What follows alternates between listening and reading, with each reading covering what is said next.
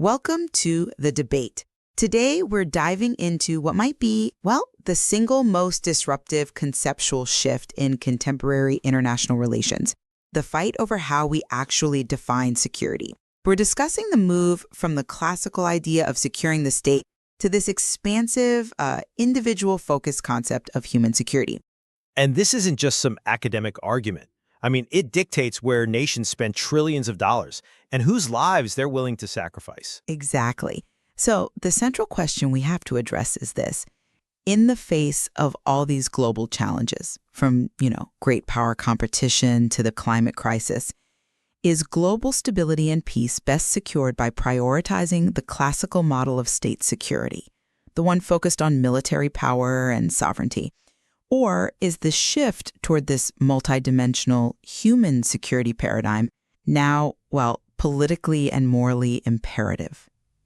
My position is that state security remains the bedrock, the necessary, even if it's an ugly, foundation. And I'm going to argue that today's complex global challenges have fundamentally changed the nature of threat itself. That old state-centric model, while it was historically dominant, is now structurally inadequate to address the real existential risks. We have to prioritize a comprehensive human security framework because, look, if we only protect borders, we fail to protect people. I see why you feel that urgency, that pivot toward the human element, but I hold that perspective really reverses the necessary order of operations. My position is rooted in the oldest, maybe the hardest lesson of international relations articulated by classical realists like Hobbes. The system is anarchic. There's no world government, no 911 number to call when a foreign power decides your territory looks attractive. So classical security correctly identifies that survival is the primary interest. The state must first protect its physical territory, its political independence, and its cultural identity, what scholars like Morgenthau identified as the vital national components. And the only reliable tools in this environment are mechanisms rooted in power, the balance of power, credible military deterrent, and high-level diplomacy that's backed by force. If the state collapses, either from external aggression or internal strife, all other forms of security, health, economic, political, they just vanish immediately. The state is the indispensable provider. That assumes a timeless geopolitical environment, but the global landscape has evolved so significantly. I come at this from a different way. While realism captures the dynamics of interstate war, I'll grant you that, it fundamentally fails to capture the complexity of modern global threats.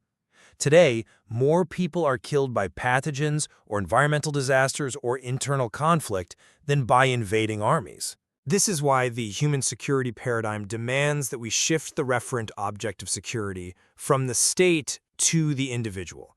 It's about freedom from fear, yes, but it's also about freedom from want and freedom from indignity.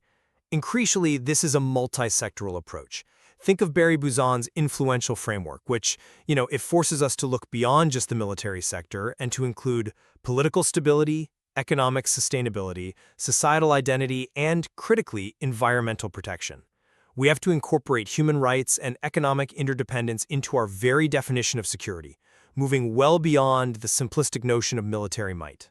This comprehensive view is supported by scholars who emphasize shared norms and collective security, recognizing that our destinies are really intertwined. Okay. Let's ground this in reality by looking at the efficacy of these models against tangible threats. While I grant that threats have diversified, and yes, global warming doesn't check passports, military capability and the state's political will to use it remain the ultimate foundation for all security, even for humanitarian responses.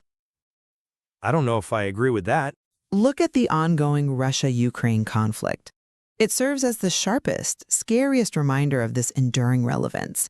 Despite decades of global integration and interdependence, the very things human security advocates rely on, when a vital national interest is perceived, power politics returns with devastating force. State sovereignty and territorial integrity are the core issues there. Furthermore, we have to acknowledge the nuclear elephant in the room.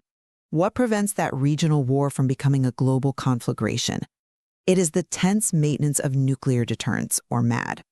The very mechanism of classical security, however awful it is, is what's preventing global escalation, proving its continued vital utility in maintaining a precarious global peace. I'm sorry, but I just don't buy that the classical frameworks offer any kind of structural adequacy for the largest contemporary risks. Let's contrast your example with the global failures exposed by the COVID-19 pandemic. State militaries and nuclear deterrents they were essentially useless against that biological threat. What was necessary was health infrastructure, global coordination, rapid economic stabilization, and a unified scientific effort. The pandemic showed us that the greatest insecurity came from the failure of political and economic security sectors, the very sectors Buzan insists we prioritize. States retreated into nationalism, hoarding resources, prioritizing local self-interest, and in doing so they exacerbated the global health crisis. This profoundly exposed the limits of a state-centric approach. When a pathogen spreads, state borders are irrelevant. The security of an individual in London is directly tied to the security of an individual in Lagos. That complex interdependence mandates a human security priority. I agree that viruses don't respect borders, but who funded the vaccine research? Who mandated the shutdowns, distributed emergency aid, secured the borders to control movement, and eventually stabilized the broken supply chains? The state. But they did it poorly and competitively. Even in dealing with non-traditional threats, the state remains the indispensable anchor. And when vital state interests are threatened, power politics, not these comprehensive global frameworks, reasserts dominance, often by necessity. Look at the failure of international institutions, the paralysis of the UN Security Council in the face of Russian aggression, or the prolonged, brutal Syrian civil war, confirms that when the great powers disagree, the collective security mechanisms beloved by human security proponents fail instantly. The state's power, or its lack of power, is the deciding factor in who lives and who dies.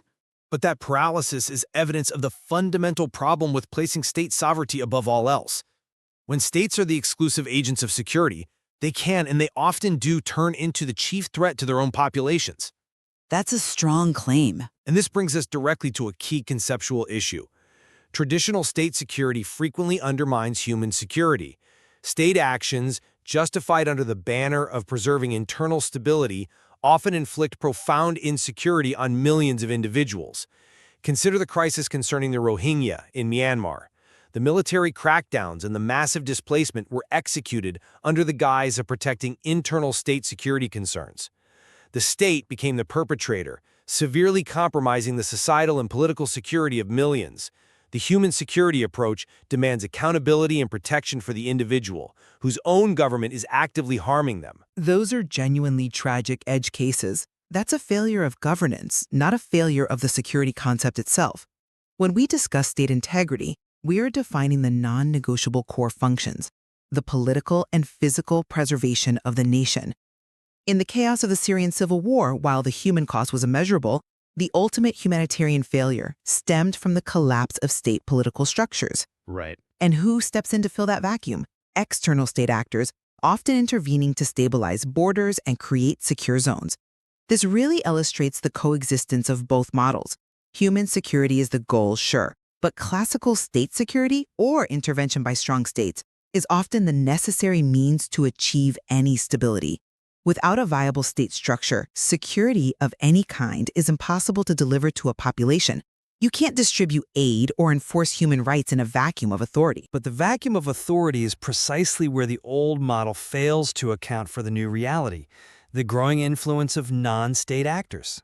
The classic realist model is just insufficient because it treats transnational actors, TNAs, as, peripheral nuisances rather than key players in global governance. I think that's overstating their influence. Is it?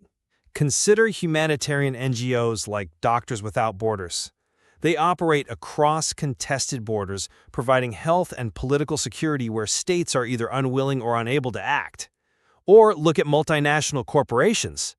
Powerful MNCs influence global governance and social policies far more directly than many small states.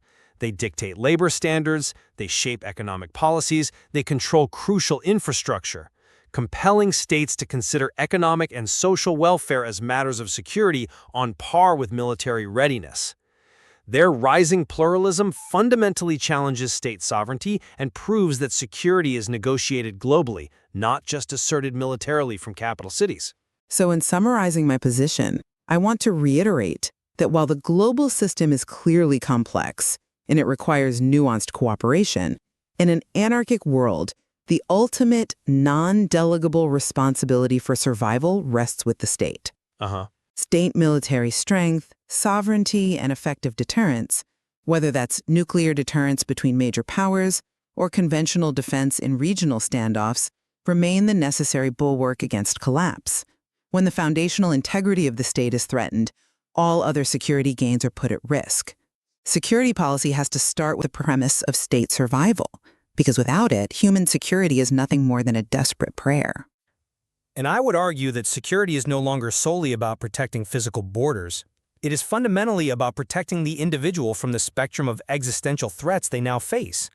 Modern geopolitical realities demand a holistic, comprehensive approach that views health crises, environmental collapse, and economic instability as security threats that are on par with a military invasion. Right. The failure to strategically prioritize human security against these transnational risks is a failure to secure the individual, which I maintain has to be the ultimate ethical and practical goal of any effective security policy.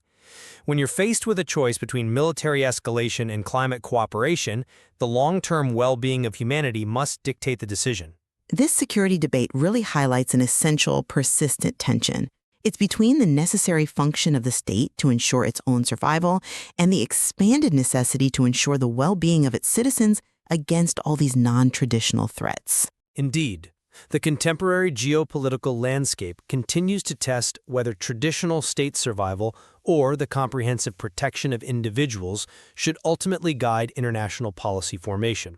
And that leads us to what the source material describes as a necessary space of convergence and coexistence, where both concepts are simultaneously shaping the global response to crises and often pulling policy in contradictory directions.